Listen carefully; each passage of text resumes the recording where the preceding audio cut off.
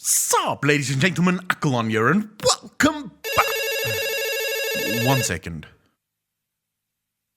Hello? Alex. Yeah, what's up? Yeah, I'm literally in the middle of shooting the video. Yeah. Dude, no, I'm literally, as we speak, I just started the intro for this. Yeah, of course. Dude, it's an interview with Ion Hazzikostas. Who doesn't want to get my opinion on it? That's a bit rude. I think everyone would want my opinion on it. They keep clicking on the videos whenever we do interview recaps. Well, it's not always about bringing out the most watched video.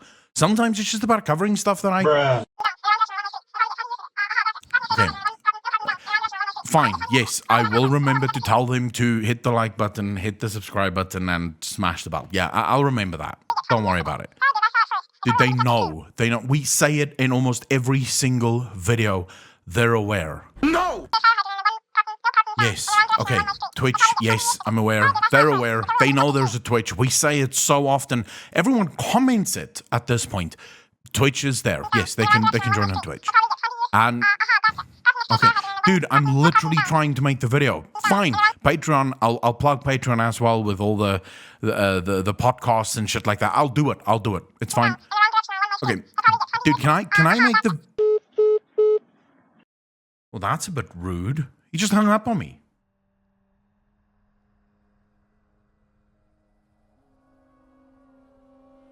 So with that little, I don't know what to call it, nuisance out of the way, let's talk about Preach's interview with Ion Hazzikostas. Now, for those of you that didn't know, this happened yesterday, and I went into this interview, just a very quick backstory here.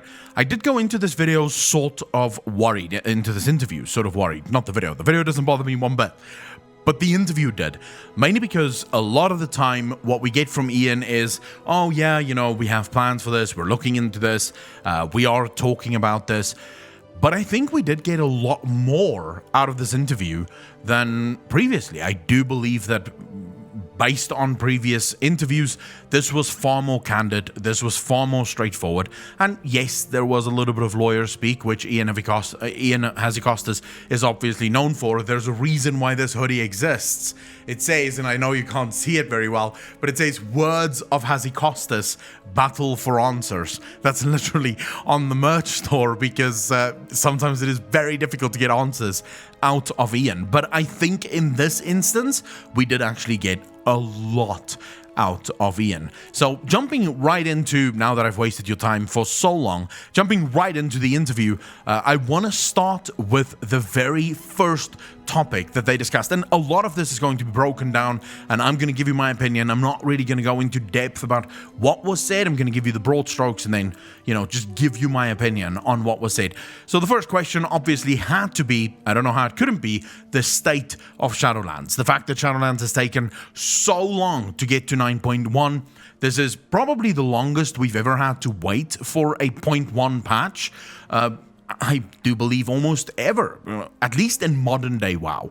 I think there were expansions in the past where it may have been longer, but for now, you know, for the modern day World of Warcraft fan, this is a very long time without content. Now, Ion sort of reiterated what I about 2 months ago almost postured is one of the reasons the content is as slow as it is, COVID. Now, I know that a lot of people are getting bored with the whole blame COVID for everything, but in this instance, I do think it's valid. Game design is about creativity. It's about the free flow of ideas. It's the fact that you're sitting with an issue and you walk into into one of your co-workers' offices and you just sort of start brainstorming. And before you know it, 4 or 5 people is part of the brainstorm trying to figure out whichever problem it is that you're dealing with and trying to solve. When you work from home, these things aren't possible. So one guy gets given a job, a mechanic or a feature that they have to create for patch 9.1. And for them to really brainstorm, they have to set that up. They have to plan a meeting. And then maybe the meeting is only 2 days from now because everyone else is busy for the next 2 days with other meetings. Again, for brainstorming, again, for sort of exchanging ideas. So at the end of the day, Working from home as a gaming company will almost definitely have dire consequences as to the speed with which you can get things out. So fully understand that. Blizzard did say, Ian did say that they're not happy with it, but it is what it is. Next question Breach asked Ian is about Korthia and the fact that right now on the PTR Korthia is extremely bare bones. It's sort of boring, and if the game were to launch tomorrow, Korthia would have a very short play experience before people would just leave it and sort of go, nah, not for me, chief. Because, yeah, Korthia is very boring. The gameplay loop is very boring. Now, Ian did sort of elaborate on that and say that no, a lot more is coming for Korthia. There is going to be a complete cycle within Korthia with its own gear, its own sort of rewards within Korthia. So there's going to be more features and secrets unlocked in Korthia as time goes by. So players will actually finally do get to experience what the City of Secrets is. And I wouldn't be surprised if perhaps more is added to Korthia. Perhaps we learn that while Korthia is considered the City of Secrets, maybe the city is sort of underground. Maybe there is sort of vaults and stuff based on layers. Now, I'm just sort of saying Korthia right now is very small. So the only thing that I think can save Korthia is sort of a vertical playstyle or more vertical areas being added if it's not going to be horizontal and sort of big and open spaces. Now, onto one of the things that I had a bit of an issue with is there is a currency that's being introduced in Korthia. Now, there's no inherent issues with currencies, but Ian did say that it's going to be similar to mana poles. Now, in Nazjatar, the whole mana thing was ridiculous. It really just turned it into a grindy mess to try and get the stuff that you want.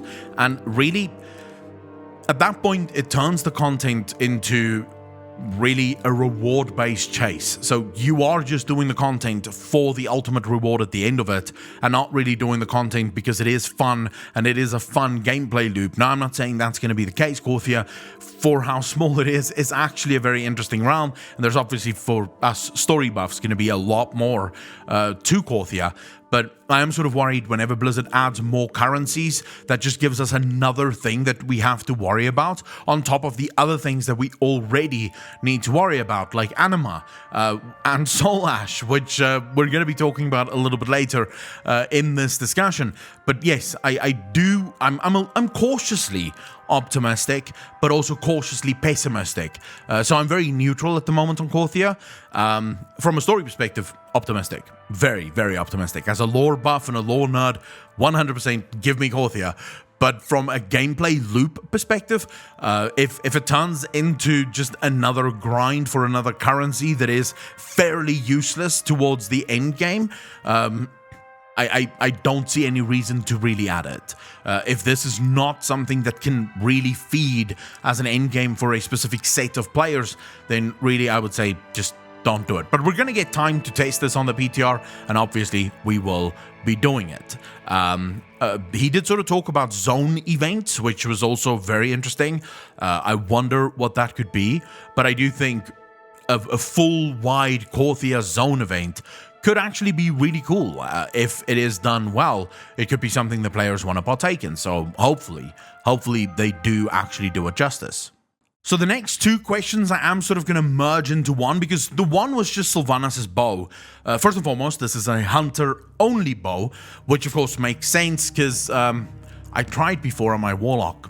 Doesn't really work. The bow just doesn't go in the fucking slot. So yeah, it makes sense that this bow would be hunter only. And it is almost a legendary. That was one of the discussions that they were having. Should this be an artifact type of weapon, or maybe even a legendary type of weapon? Now, to be fair, it functions similar to that of a legendary. It will give you extra buttons. There's going to be extra mechanics or features to this bow. So this bow is going to be highly coveted by hunters. And as Ian said himself, it makes sense. When you're fighting someone like Sylvanas, then, well, you know, he did actually use the words when you defeat someone like Sylvanas. Now the question there becomes, how did he mean defeat? Because he immediately sort of tried to downplay it. So either the defeat was the misspeak, or it was actually meant as another bait and switch.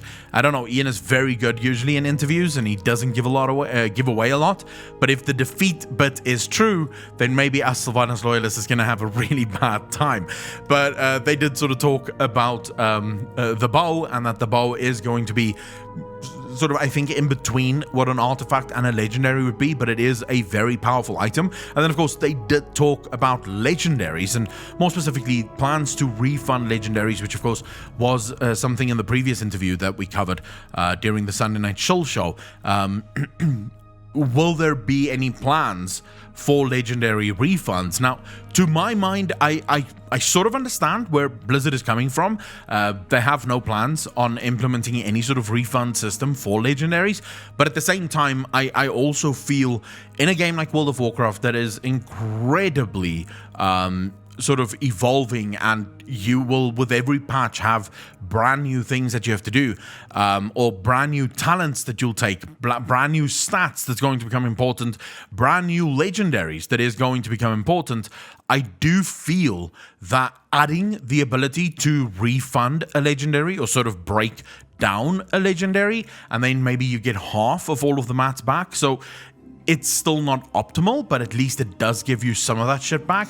I don't think necessarily is a bad idea, but then at the same time, I understand that Blizzard wants you to form a collection. The perfect thing for Blizzard would be if every player has every legendary that the game has to offer, because that means that people were playing quite a lot and people were engaging in the game quite a lot. But, you know, at the same time, and this feeds into one of the discussions that he was having in a previous interview, where Ian said they are sort of looking at reforging abilities, which at the time I wasn't necessarily a fan of, because I thought, look, if you're too stupid to know which stats should go on your piece of armor, then you deserve the bad stats. Which now thinking about it, you know, you have no control over, and this is thanks to some of the viewers in chat that made this point, which I only saw later on, but you do have no control over which stats is going to be best for you when, right? Blizzard makes these changes sometimes on the fly, sometimes during a 0.5 patch, and sometimes even during a 0.1, 0.2 patch. So at the end of the day, you have no control over this, which sadly means that you'll be stuck with a legendary that you can't use. So even just the ability for Blizzard to say, hey, let's say you do have a legendary that you would like to reforge into something else, you can burn down the legendary that you have right now, which will refund, say, 50 or 75% of the resources, but you can only make the same legendary with different stats, or maybe the ability to reforge stats would also be a good thing. It just depends where Blizzard wants to go with it, of course.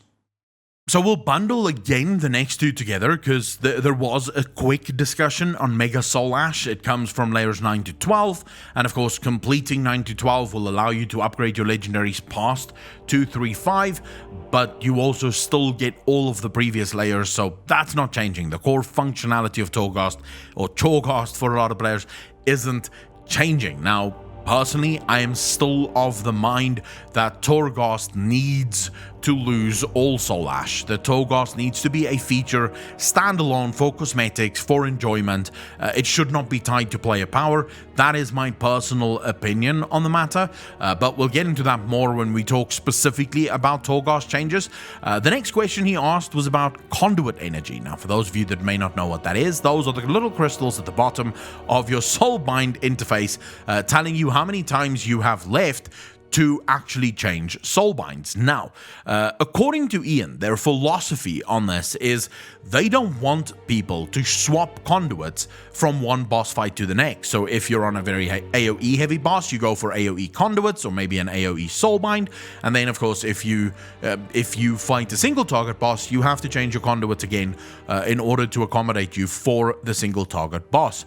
Now, to that, my main point that I will make on this is, why does it matter? The vast majority of raiders will not allow their raiders to swap between every single boss. They'll just be like, no, you have soulbinds, it's fine, you're not going to be doing as much DPS on this, but we don't care, right? We just want to get the boss down, it's too much effort.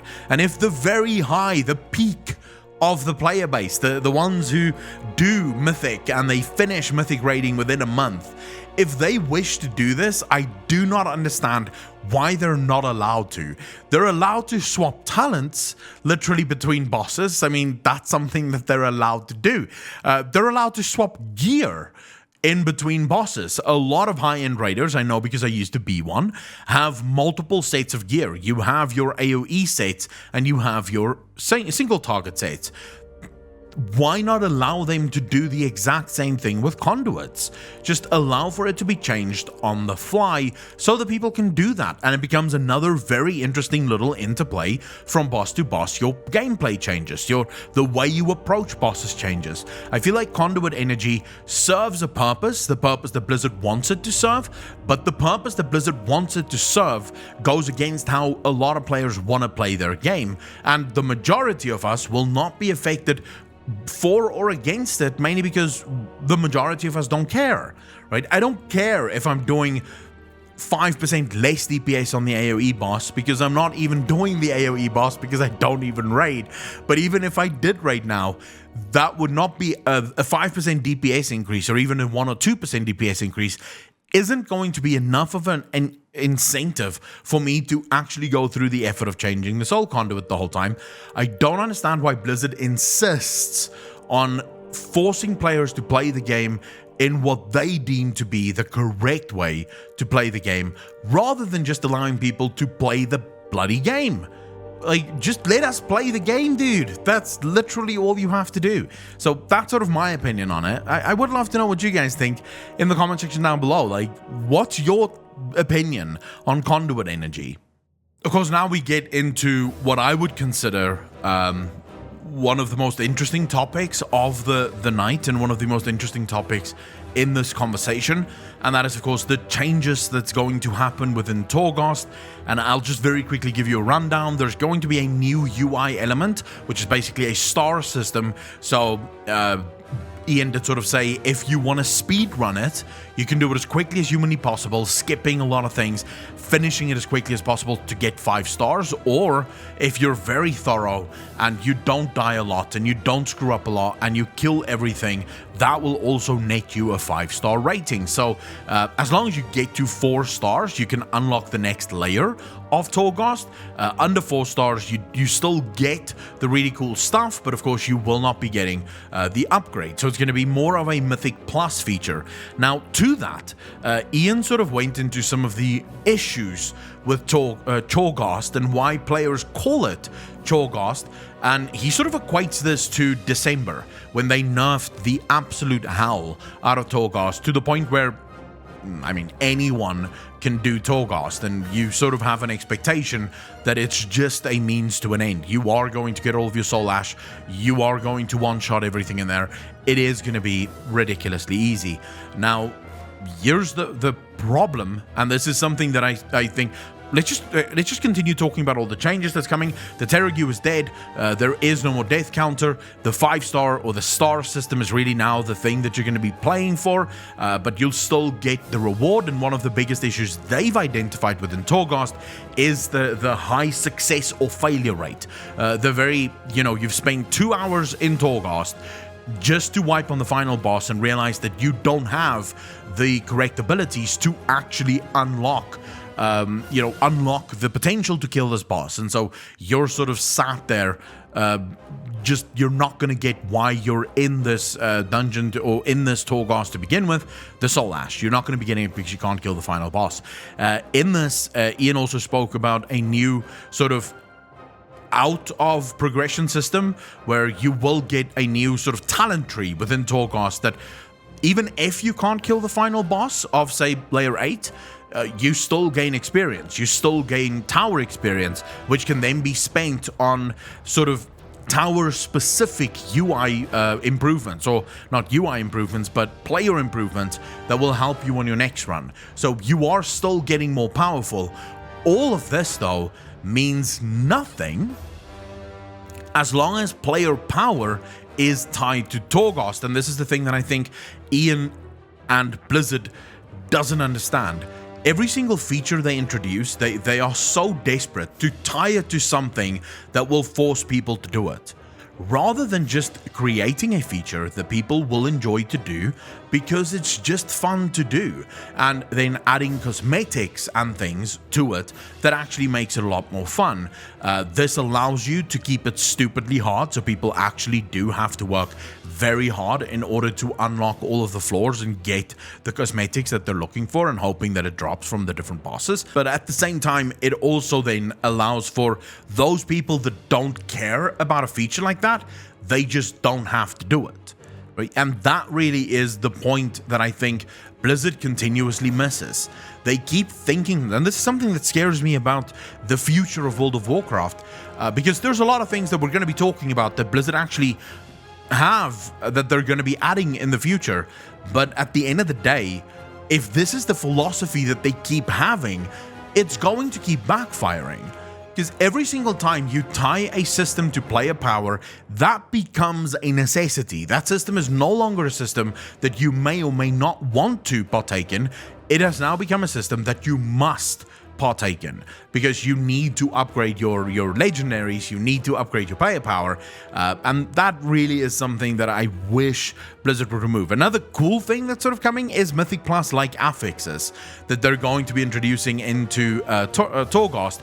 Now, on that note, the final note here was Blizzard is using 9.1 to fix the foundations of Torghast, to make sure that they're on a strong foundation so that they can add to it in 9.2 and they can really start building on the Torghast system moving forward, which I think is a great idea. What saddens me is that this is an idea that will die at the end of Shadowlands. So it's a feature that a lot of people will fall in love with, and then at the end of Shadowlands they will find out that, oh, that thing that you really loved in World of Warcraft, it's gone now. There might be a new thing added that's similar, but don't hold your breath, because right now Blizzard doesn't appear to really rehash the content, even if it is stuff that people love. So that's sort of one of the downfalls, in my opinion, of the current system within World of Warcraft, but that is another topic that we're going to be discussing in this video very shortly. So the next couple of topics I'm going to cover as quickly as humanly possible. They were talking a little bit about Domination, James,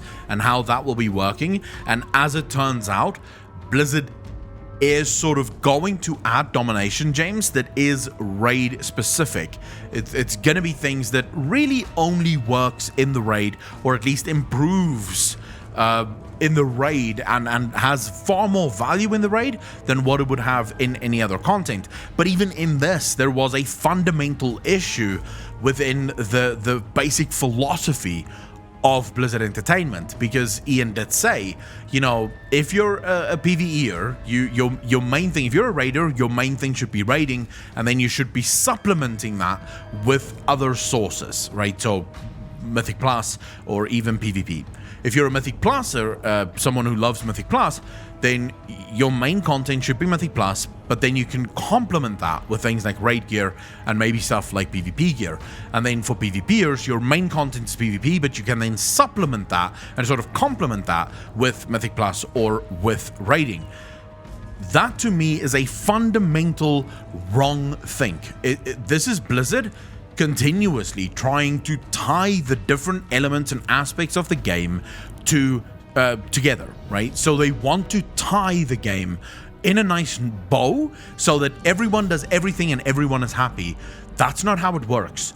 Most raiders don't give a fuck about PvP and could not care less about Mythic Plus. They do Mythic Plus because they have to. If you removed their necessity for Mythic Plus, they wouldn't do Mythic Plus. They would just raid, and the rest of the time they'll spend playing alts, or, you know, alt raiding used to be a very big thing back in the day.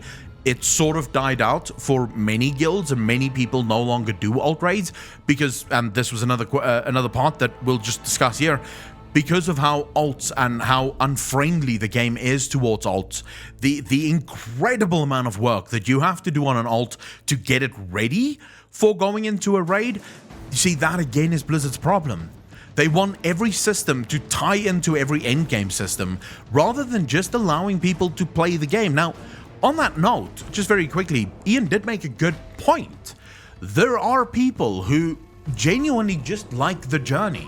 They enjoy doing the world quests and unlocking more gear that way and unlocking the story. And then once they get to the point where they now have to start doing endgame stuff like Mythic Plus or like raiding or like PvP, they roll a new character just once again for the journey. And no one is saying take that away from them. I'm not saying it, and no one else is.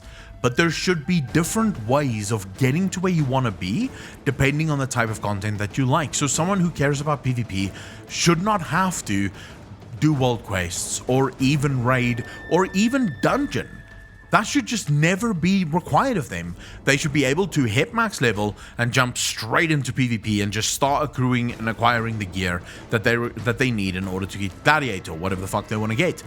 Someone who cares about raiding should absolutely be forced to do some dungeons, since dungeons have always been the gearing mechanic for raiding. That's how it's always been. It's historically the case. But they shouldn't be forced to do world quests and sort of unlocking their Covenant abilities.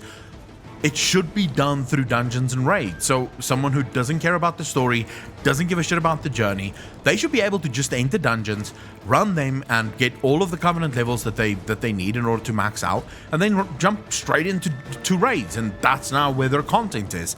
That's something that I think should be in the game, and it's something that I think Blizzard still fundamentally disagrees with me on this, but I do think it makes sense. So the Domination gems that's coming, I think it's a step in the right direction. We already know that the PvP item level is going to be increasing when you have PvP gear in a PvP setting, which again is going to be a rather good thing, because that means PvPers at least have their own gear, and their gear is very good. And Domination gems is going to be the thing that raiders need in order to make themselves better in raiding, and the Mythic Plus probably going to stay Mythic Plus. Good news for everyone. We have tier sets that is being reintroduced in patch 9.2 that is going to work exactly like the old school tier sets that we used to have. And then a final question that I just very quickly want to talk about is Preach did ask Ian about covenants, and now that the covenants are sort of working together, the initial story is sort of over. Do they believe that covenants still make sense? And sadly, their answer is yes. Now, I say sadly mainly because I don't like the way the Covenants have been set up. I think fundamentally from a story perspective, the Covenants do an amazing job, right? The idea of being able to see every Covenant story, and it is sort of a different playthrough every single time for me as someone who only plays the game for the story, is fun. But I can still put myself in the shoes of raiders, and I would hate this system if I was a raider. I would despise this system because I want to be able to choose the base stuff I want, and not be forced into decisions that I could not give two fucks about because I already don't care about the story as a raider. So this is stuff that I really think Blizzard should start thinking about in more earnest. But right now, there's no interest for them, at least from their side, to change how covenants function. It appears as if this is basically what we get. But now we get into my favorite part of the entire interview. Preach asked Ian about borrowed power and the borrowed power systems that exist within Shadowlands, and Ian's answer here was majestic. They know. They are aware of the borrowed power systems and how absolutely anti-RPG they are. They're aware that it's one of the worst feelings in the world when you've spent an entire expansion leveling up, gearing up, you're now super powerful, and at the end of that expansion, it all comes to an end, and now you're just super useless again until you get to the next system of borrowed power.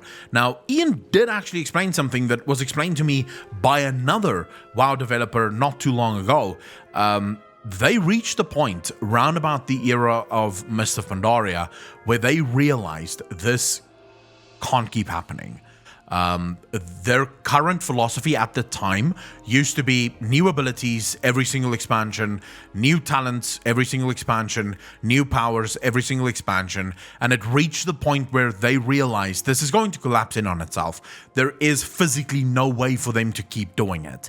And it makes sense, right? Just think about how World of Warcraft is built, and then imagine if they kept doing that every single expansion. At this point, people would have in excess of 25, 30 abilities that they have, most of them completely useless, most of them extremely niche, because there is only so many abilities that you can really add to the game before it sort of becomes very boring and very bland, and sort of everyone now has everything. And if you think back to the days of sort of World of Draenor, you reach the point where everyone could do everything almost exactly equal to everyone else, right? Everyone had a stun, everyone had a fear or an incapacitate of some kind, everyone had some escape abilities, everyone could interrupt, everyone could buff, everyone could do DPS. It was a free-for-all that just really took away from actually being fantasy. You weren't really bringing anything as a warlock to the raid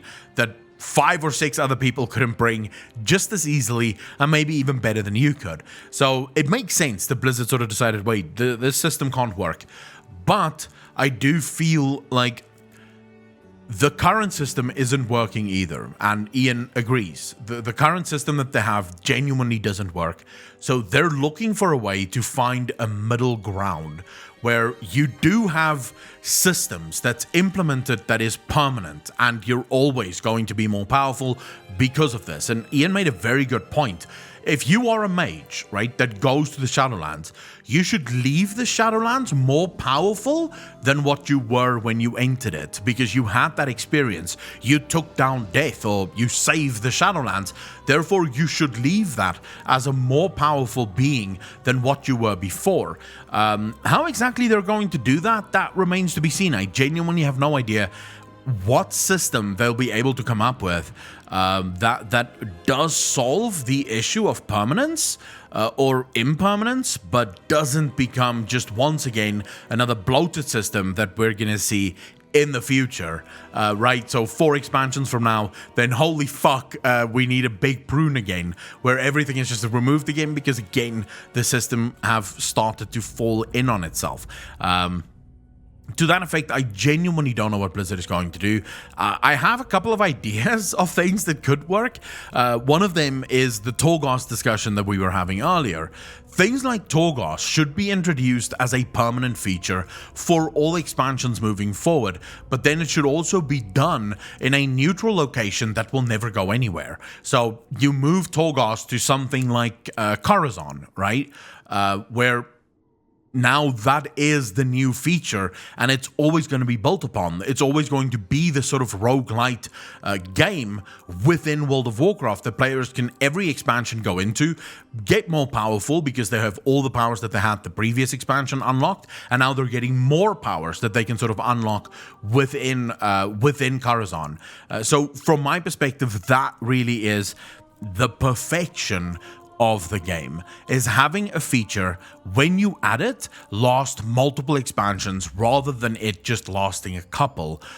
They should be looking more long term at World of Warcraft features rather than looking only in the interim and only in the short term, because that's what RPGs really is about. And if Blizzard started doing this all the way back when, if you think about garrisons, as shit as they were, you think about class order halls, you think about Balila had this exact argument on one of his podcasts, you think about the farm in Mr. Pandaria.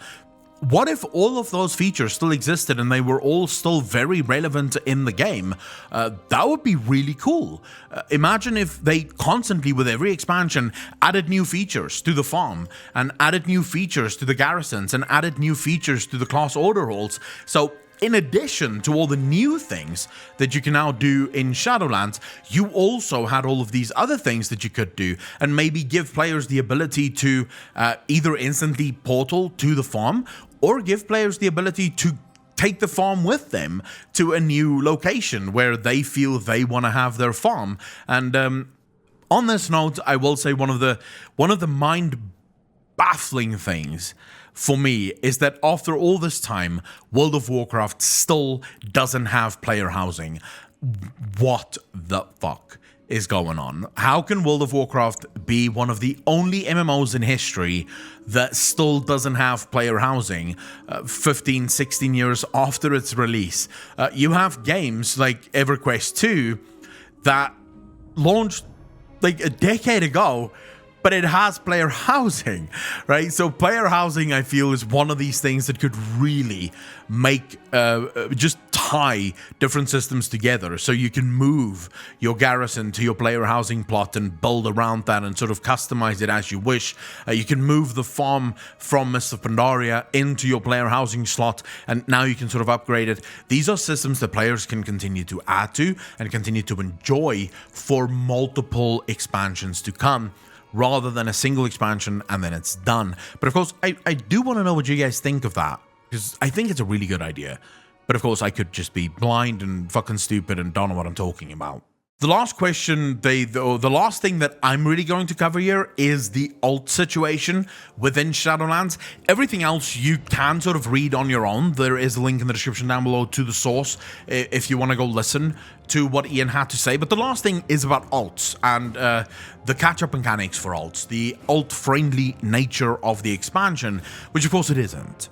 Right now, World of Warcraft Shadowlands is the least alt-friendly expansion probably in the history of the world, in the history of World of Warcraft at least, mainly because of all of these systems. The systems that Blizzard create a barrier to entry for any new alt, because your alt will have to go through the exact same process as your main, right? And this is an issue that continuously presents itself because of the system nature of the expansion, where, again, Blizzard can solve this by doing a lot of the things that we were discussing just a couple of minutes ago, by allowing features to sort of be transcendent and be permanent.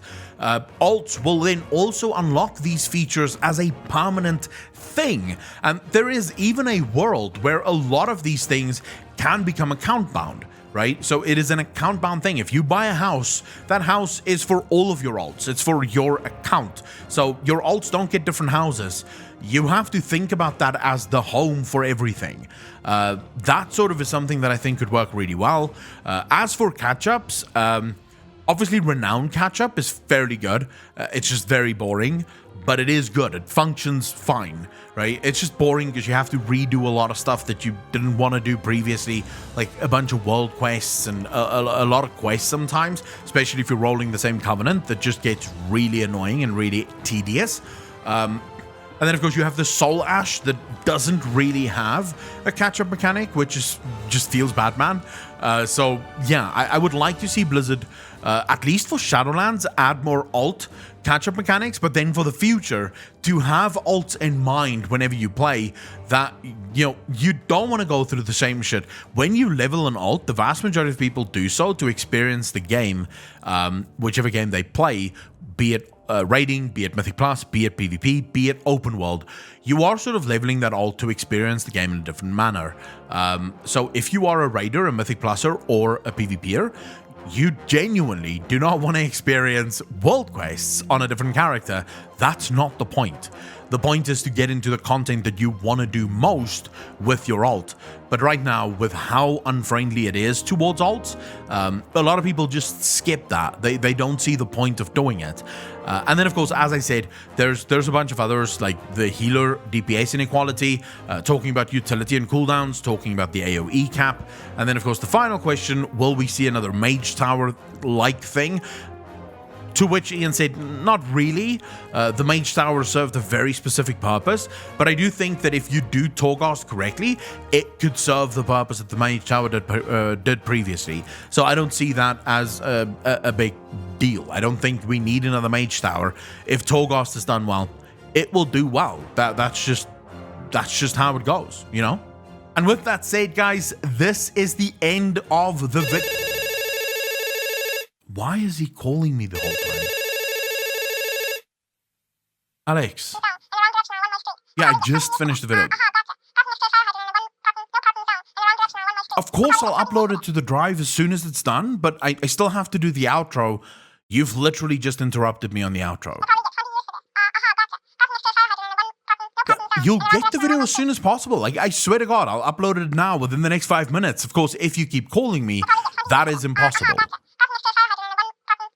Yes, I will remember to tell them to like the video, subscribe, and hit the bell. Of course, I'll thank the patrons and the Twitch subs and the YouTube channel members. Why wouldn't I do that? I love those guys. They literally help the channel grow. Yeah, dude, you realize I've done this for years, right? I've been a YouTuber for some time. Yes, I realize that you are the talent in all of this and you make the videos look good. I'm well aware of this, but Alex, I know what I'm doing. People will like the video. They know to like the video. They'll leave a comment if they don't agree. They will do that. And yes, the patrons, the Twitch subs and the YouTube members are amazing. And of course, I can't thank them enough. You do not have to remind me every single... What do you mean? I do so much Twitch content that I forget this stuff. I'll never forget my patrons and my Twitch subs and my YouTube channel members. Oh, you mean okay. You mean I forget to do outros and stuff. I don't forget how to do outros. I know how to do them. But you are taking a lot of time. So, you know, let's just leave this, okay? All right, cool. Ooh. That was some spicy words right there at the end. Well, fuck you too, Alex. And if you guys enjoyed this video, you know what to do. You heard what I said to Alex. I'll see you guys in the next one. Peace out, fam. Bruh.